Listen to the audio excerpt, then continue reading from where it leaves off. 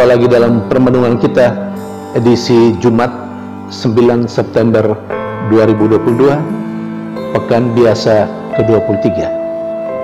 Bacaan-bacaan liturgi hari ini, bacaan yang pertama dari surat pertama Rasul Paulus kepada jemaat di Korintus, bab 9 ayat 16 sampai 19, ayat 22b sampai 27, dan bacaan Injil dari Injil Lukas bab 6 ayat 39 sampai 42. Paulus memberikan banyak hal tentang kehidupan sebagai orang percaya, sebagai orang beriman. Terutama dia bersharing tentang kehidupannya untuk jemaatnya di Korintus seperti yang diungkapkan dalam bacaan pertama hari ini.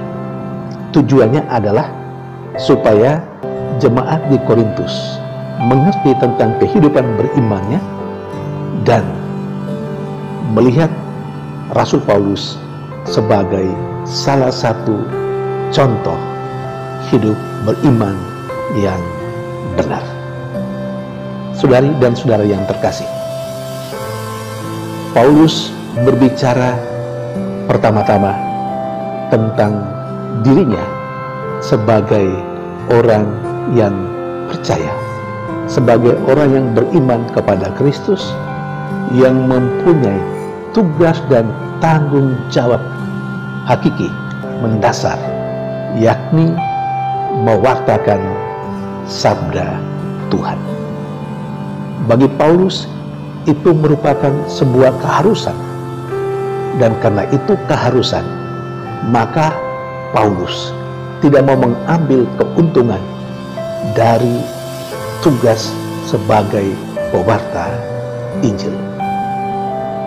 Dia dengan tegas mengatakan, upahku adalah bahwa aku boleh mewartakan Injil tanpa upah. Saudari dan saudara yang terkasih, sangat menarik hal ini. Paulus menyadari diri sebagai orang yang punya tugas dan tanggung jawab mewartakan Injil, tetapi dia mewartakan Injil tanpa upah. Sadarkah kita bahwa karena pembaptisan yang kita terima, kita mendapat tugas hakiki dari Tuhan sebagai pewarta Injil?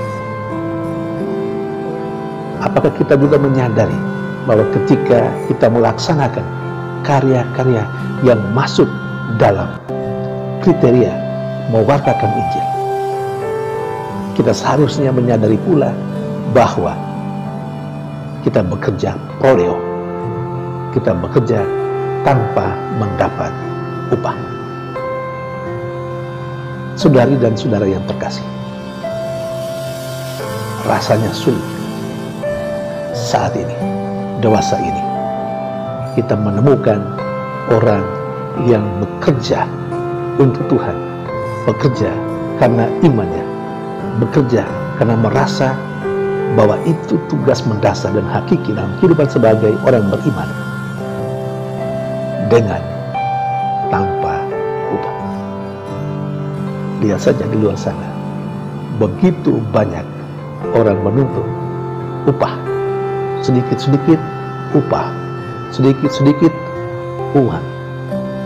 Bahkan ada juga di antara orang yang menyebut dirinya, melabel diri sebagai hamba Tuhan, bertanya ketika orang meminta pelayanannya, "Wani piro?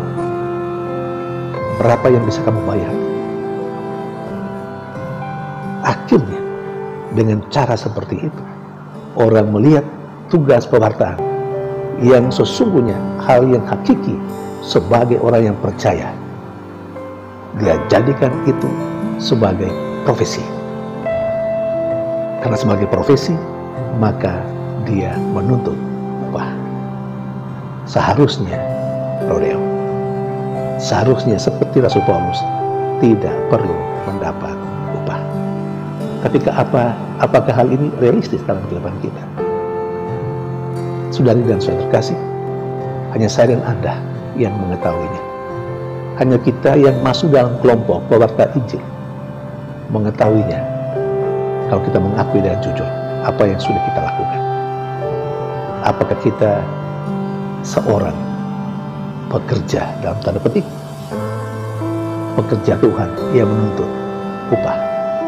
Tentu upah dalam berbagai macam bentuk, tidak saja dalam bentuk duit yang kita anggap sebagai upah ketika orang melakukan tugas dan tanggung jawabnya itu untuk mendapat kehormatan misalnya, supaya dia dipuji misalnya, itu juga upah yang diterimanya.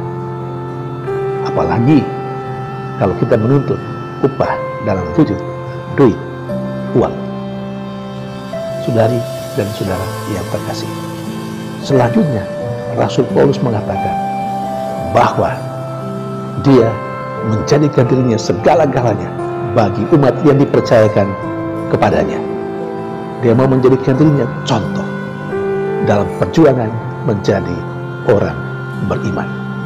Karena itu Rasul Paulus mengajak jemaat di Korintus dan kita sekalian sebagai orang beriman untuk terus mengejar, terus berlari dalam pekerjaan kita sebagai orang beriman sampai akhir. Bahkan tidak saja supaya kita bisa sampai pada akhir, pada finalnya, tetapi kita diajak menjadi orang yang mendapatkan hadiah.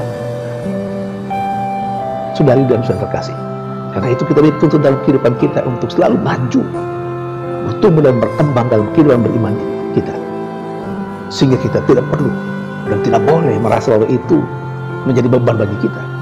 Semua harapan dan tuntutan yang mungkin terasa berat, semakin hari semakin berat, itu semua mengarah kepada menuntun kita untuk bisa mendapat hadiah, untuk bisa sampai pada akhir dan mendapat hadiah.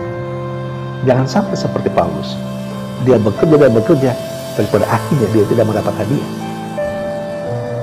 Sementara di sisi lain dalam bacaan Injil, Yesus menegaskan kepada para muridnya dan juga semua orang yang mengikuti dia saat itu, terutama orang-orang Farisi dan ahli Taurat. Bagi Yesus, orang Farisi dan ahli Taurat dengan cara hidup mereka seperti itu, mereka sebenarnya buta. Nah, sebagai orang buta, mereka punya peran untuk menuntun masyarakat, untuk menuntun umat. Nah, bagi Yesus, kalau orang buta menuntun umat, pasti umat yang dituntun akan menjadi buta dan akan jatuh ke dalam lubang. Unsur kebutaan dalam diri orang Farisi dan ahli Taurat juga ditegaskan oleh Yesus. Salah satunya adalah lebih banyak melihat selumbar dalam diri orang lain, sementara balok di matanya sendiri tidak dilihatnya. Saudari dan saudara yang terkasih, dalam arti tertentu, dengan label tertentu dan tugas jawab tertentu, kita sesungguhnya adalah orang yang diberi tugas dan tanggung jawab untuk menuntun dan membimbing orang lain kepada hidup yang lebih baik. Itu mengandaikan bahwa kita pertama-tama mesti memperbaharui kehidupan kita. Kita mesti pertama-tama mengangkat balok yang ada di mata kita, membuat hidup kita benar di hadapan Allah dan sesama, supaya kita pantas menuntun orang, siapapun itu, antara anak-anak kita, atau rekan sekerja kita, atau umat kita, kepada kebenaran, kepada kebaikan. Kalau hidup kita tidak betul, dan kita dengan cara hidup itu mengajak orang, maka kita sesungguhnya mengajak orang menuju jalan kesesatan, dan kita pasti bersama mereka jatuh dalam lubang. Saudari dan saudara terkasih, semoga bacaan Injil juga menjadi inspirasi bagi kita untuk terus memperbaharui hidup kita, supaya kita pantas menuntun orang lain kepada